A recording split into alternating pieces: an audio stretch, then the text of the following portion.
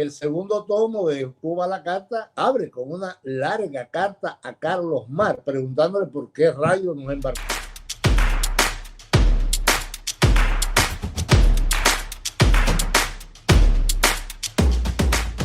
Lo que poca gente sabe, o yo he dicho muy pocas veces, es que la historia me apasiona y de hecho fui un estudiante de la carrera de historia en aquel olvidado destacamento pedagógico Manuel Ascunce Domenech, que para mí fue como la balsa para salvarme del servicio militar obligatorio. Pero la historia siempre me apasionó. Y el humor, precisamente como yo he estado becado desde los 11 años y aquel primer año de los 11 años, séptimo grado en Los Camelitos, me lo pasé fajándome constantemente con gente. Al año siguiente yo empecé a probar otro sistema, que era burlarme de mí mismo y de los demás. Y fue efectivo. La gente me dejaba tranquilo. Eso se fue un poco perfeccionando, aparte de leer mucho, de haber tenido mi primer encuentro con Mark Twain. Incluso en el destacamento pedagógico un día me dejaron, la profesora salió, estaba dando altas culturas americanas y eran aztecas, o sea, mayas, aztecas e incas, y lo había puesto en la pizarra. Y me dijo, Ramón, voy a la dirección, quédate aquí como monitor. Y cuando regresó yo había puesto que faltaba una: mayas, aztecas, incas y los indios de Cleveland, que es el equipo de pelota. Y me expulsó del aula, pero después me llamó y me dijo, ¿por qué tú no te dedicas a esto? Y entonces, poco a poco eso estaba ahí en subyacente. Y después del descubrimiento de Will Copy, para mí me cambió el mundo. Yo me di cuenta que se podía uno reír de la historia conociéndola y dándola a conocer.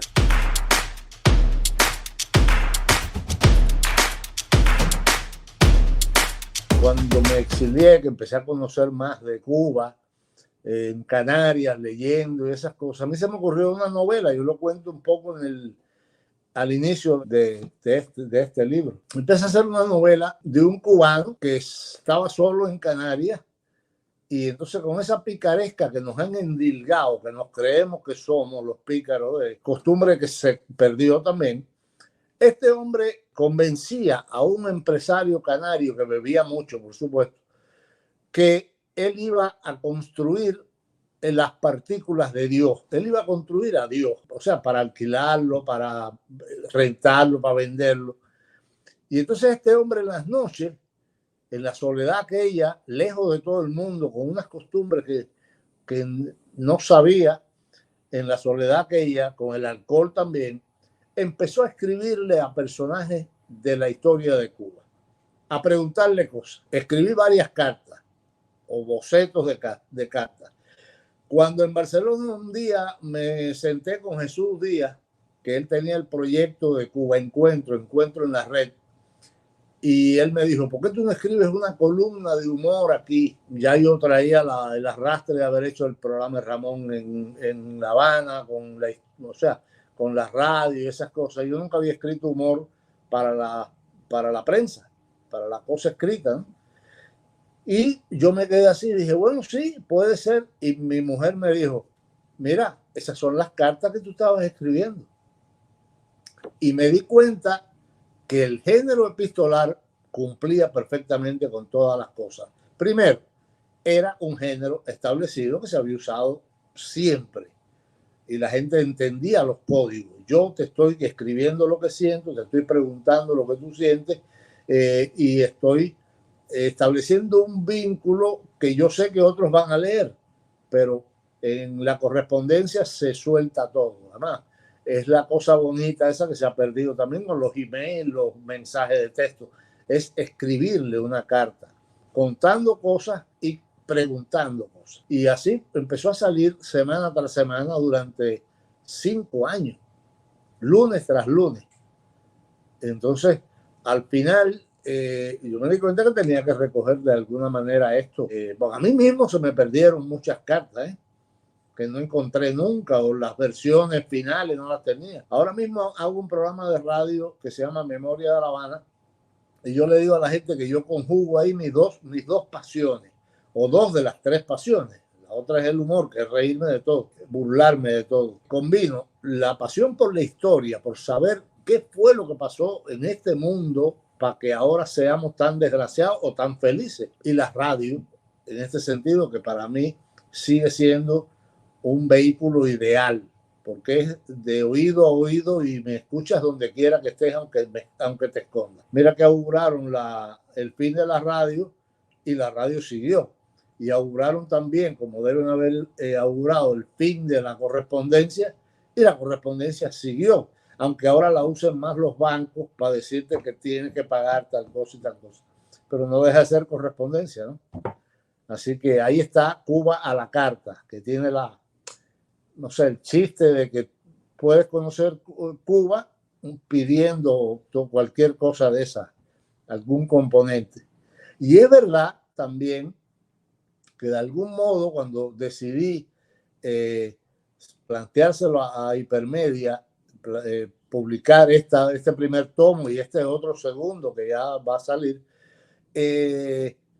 estaba pensando en que es una lástima que mucha gente nacido del 90 para acá no conozca a la mayoría de todas esas personas de la historia, personajes que no aparecen en los libros, e incluso aparecen en los libros y se tiene una versión muy sesgada o muy mentirosa de ellos. Entonces, a mí me da mucha rabia que un gobierno manipule a los personajes, ¿no? Yo dice que la historia la escriben los vencedores, para mí no me da la gana.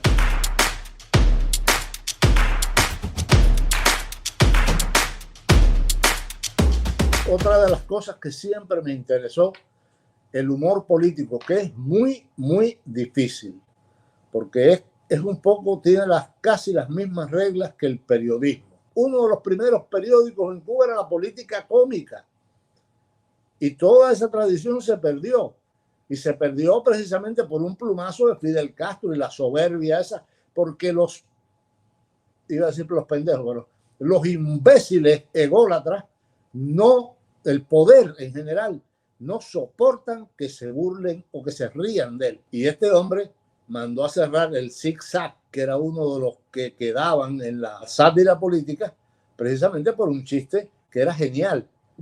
Cuando salió en el último número que decía, hace 15 minutos que Fidel Castro no habla. Una de las cosas que yo siempre me pregunto, y se lo he preguntado a algunos amigos míos abacuá, y guapos a todos, esas cosas, con esos códigos de honor tan cerrados, le digo, coño, ¿cómo un abacuá ha aguantado que un hombre hable tanto si los hombres no tienen que explicar tanto, chicos? Pueblo cubano, ¿cómo soportó que le estuvieran hablando constantemente? Entonces, este hombre de un plumazo convirtió la sátira política en un arma del enemigo, del supuesto enemigo. Él se buscaba a los enemigos. Él mismo hizo que yo sea su enemigo. La sátira política gozó con etapas muy, muy señaladas, porque Batista también cerró Bohemia y los poderes cerraban las cosas cuando se convertían en lo que Mañac, que no estoy de acuerdo, Mañac de alguna manera odiaba el choteo, porque era pesadito, pero el choteo de alguna manera alivia. Y eso, a lo mejor mañana se refería a eso, que de tanto aliviar llega un momento que no tomas una decisión seria, ¿no? Ay, qué livianos somos, ¿no? Pero el choteo también le molesta al poder, lo irrita. Miguel de Marcos, las dos novelas mayores de Miguel de Marcos, que es un olvidado también, gracias a Dios que se publicaron en la colección Huracán, en esas hojas que se te deshacen todavía en las manos. Miguel de Marcos, en Papaíto Mayarí y en Fotuto, lo que hizo fue sátira política y los cuentos pantuflares. Hubo muy buenos maestros de sátira política e incluso dentro del costumbrismo que se mezclan. Los capitanes generales españoles se sulfuraban cuando salía un verso, una caricatura o un chiste que corría de voz en voz en la colonia. Que se irritaban porque se burlaban de ellos, los hacían carnavales. Yo creo que es un género que hay que retomar en algún momento.